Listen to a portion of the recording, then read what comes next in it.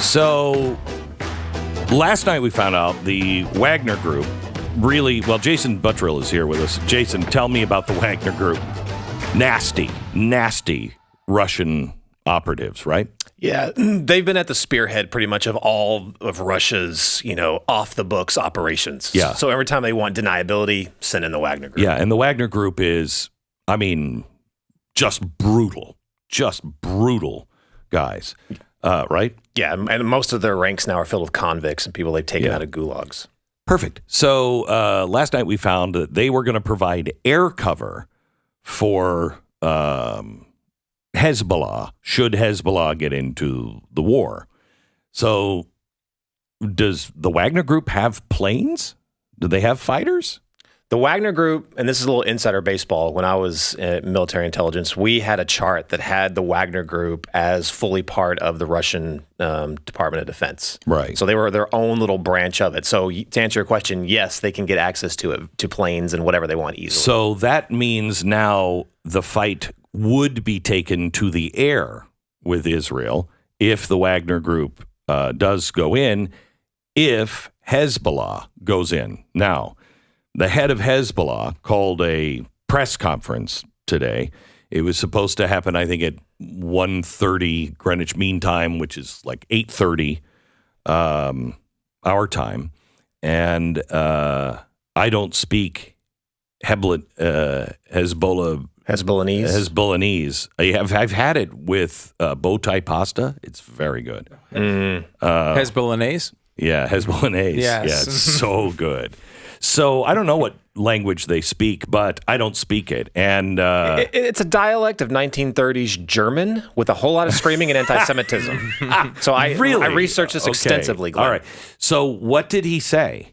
It wasn't as bad as I was fearing, which is great. I just want to set this up. Thousands of people showed up to this. Nasrallah, the head of Hezbollah, is the most powerful man in Lebanon. He's not elected. He's not a president. He's not a prime minister. He's a terror leader, and he's the most powerful person in Lebanon. Connected to Iran? Absolutely. Hezbollah exists to protect Iranian interests in Lebanon. That's their sole reason for being.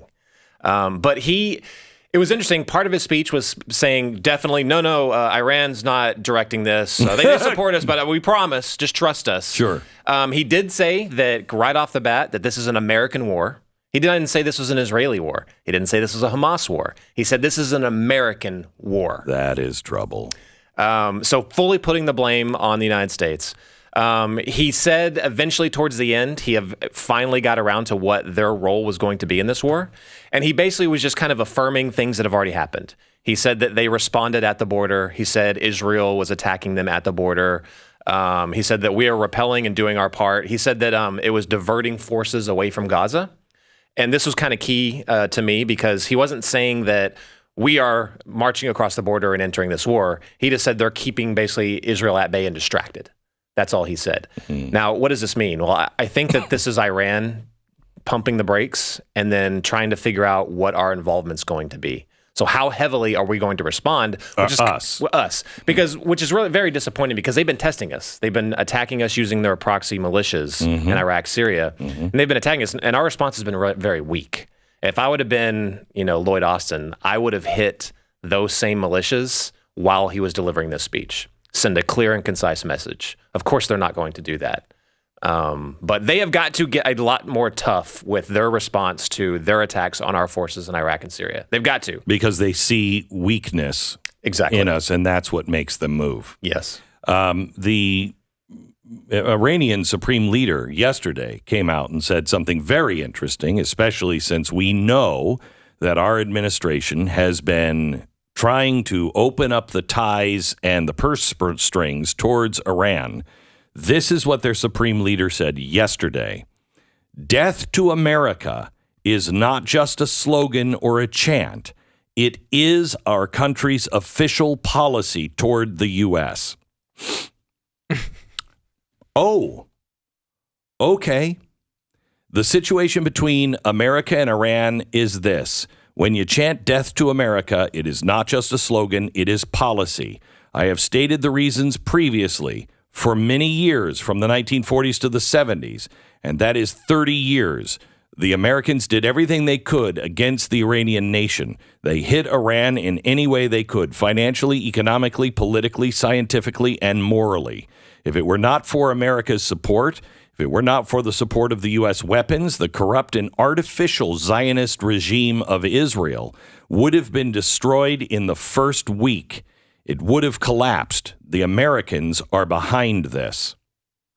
Wow. Yeah. Let's send them another pallet of cash. This is so clear. This is what they mean. And how is it our administration can be sending money to these people? Time and time again. Every single time. Whilst lying to us by trying to tell us that they're moderate.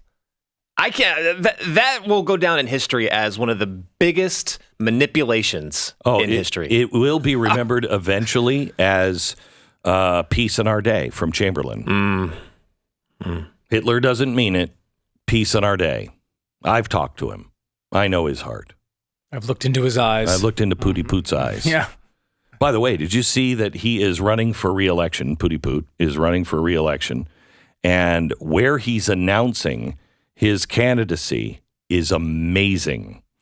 He is announcing it in front of the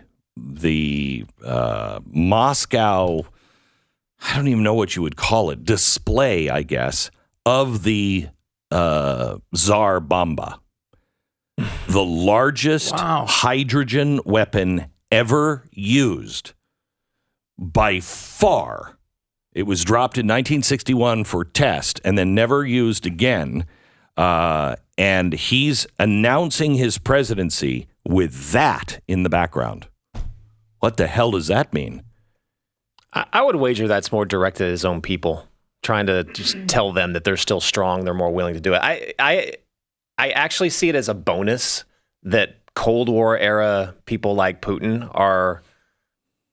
I go back and forth in saying this. It's good that they're in charge of the nuclear weapons. It really is. Right, because they know still. They know. He's on record saying that the mutually assured destruction is what kept order, Right. A multipolar type order. So to me, and people always want to say, let's get rid of Putin. He's a bad, evil guy. When you're looking at the people that will come up underneath him or after him, they're no better. Yeah, I know. There's no like Alexei Navalny that's going to step in and be like, I'm going to fix all this and be friends with everybody. No, those don't really exist, and they won't really be allowed to take power.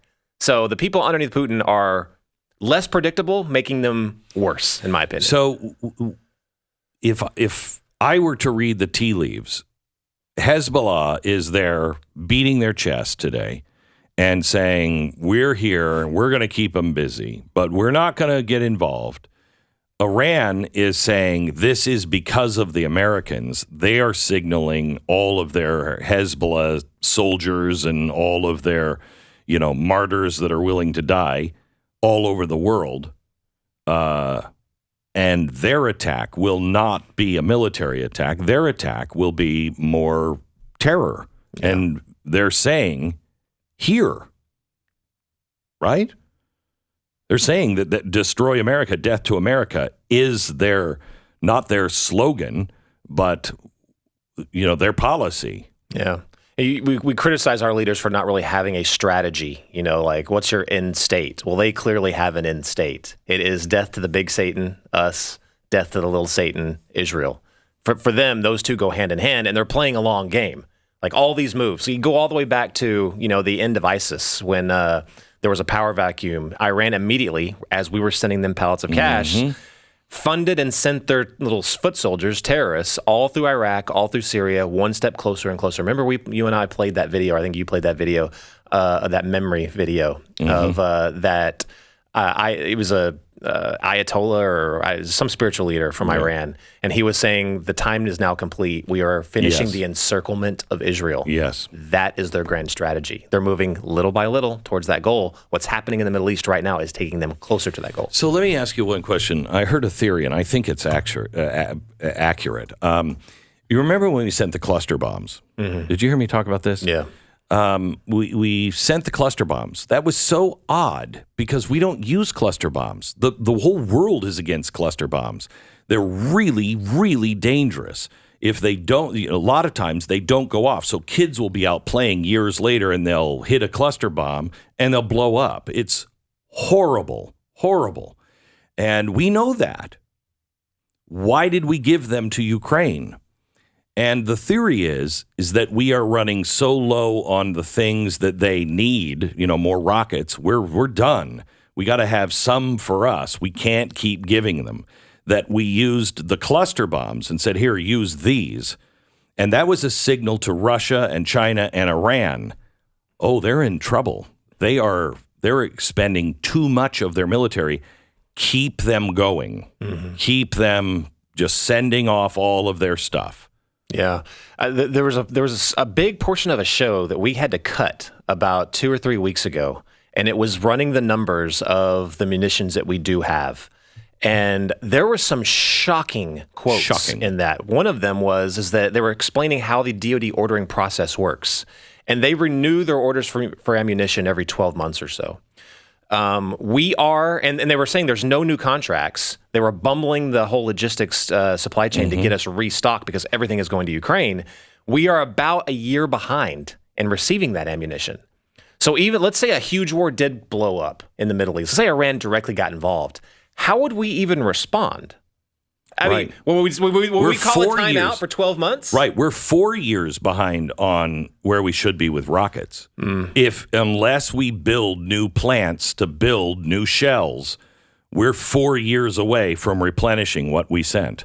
That's terrifying. Yeah. Terrifying. And if we know it, our enemies know it. Mm.